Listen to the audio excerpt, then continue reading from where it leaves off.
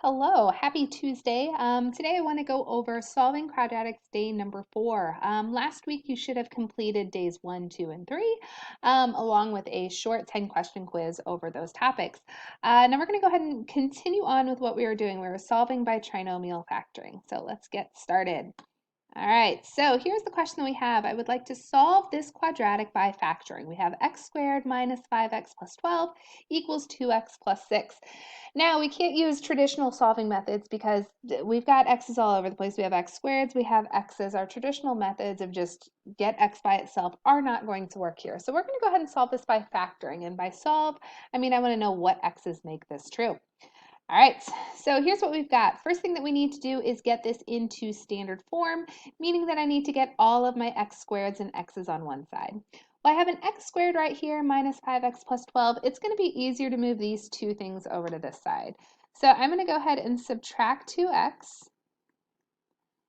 Subtract 2x. Whatever you do to one side, you got to do the other. And those cancel to 0. I have plus 6, so I'm going to go ahead and subtract 6 from this side. And as I do that, 6 minus 6, those cancel to 0. 12 minus 6, that is 6. So here is what we are left with. We are left with an x squared, a negative 5x minus another 2x, that is negative 7x. If I have 12 minus 6, that is a positive 6. And then finally, we have equals 0. All right, so to factor this, I'm looking for two numbers that multiply to 6 that add up to a negative 7. All right, well, let's go ahead and break this up. First off, I did not see any common factors. There's really nothing that I can divide from all of those. So x squared breaks up into an x and an x. I have two numbers that multiply to be positive that add up to a negative, so both of those have to be negative. And this will be a 1 and a 6. And you can go ahead and check your work here. X times x is x squared. Negative 6x and negative 1x is negative 7x. And a negative 1 times a negative 6 is 6. All right, now I'm not done. I factored it, but now I need to use my zero product property to figure out, okay, well, where are these equal to 0? All right, well, let's go ahead and solve this first one here. I have x minus 1 equals 0. When is this equal to 0? Well, that's not too bad. All we got to do is add 1 to both sides. And our first x value that makes this true is positive 1. Awesome. All right, over here, I have x minus 6 is equal to 0. And if I go ahead and add this, plus 6, my second value is x is equal to 6. So our two solutions for this is x is equal to 1 and x is equal to 6.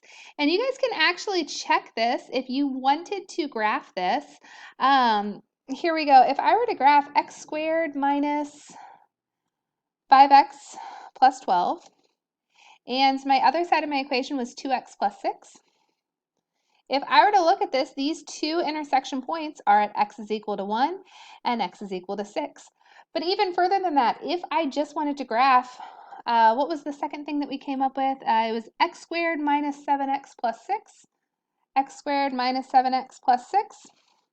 Well, the two places where that is equal to 0 is at 1 and 6. So you can always check your answers by graphing. So our two solutions are 1 and 6. So first off, I'll type in 1. I need to add a solution. Go ahead and click plus. And 6 is my second solution. All right, and that is that for these. So make sure that you are getting, this one you'll have to move over that 6, but make sure that you get it in standard form, factor, and then finally find out what are our intercepts, what are the values that make those equal to 0. So you've got 8 of those problems, and then you also have just kind of a mixed review. Ooh, that's a fun one. Hey, it looks like I went left 6, up 4. I'm going down, left 6, up 4. Well, that'll be a plus 6 on the inside since we went left 6. Plus 4 means I went up 4, and that negative tells me that I'm flipped. Yeah, we're good at those. We know how to do those.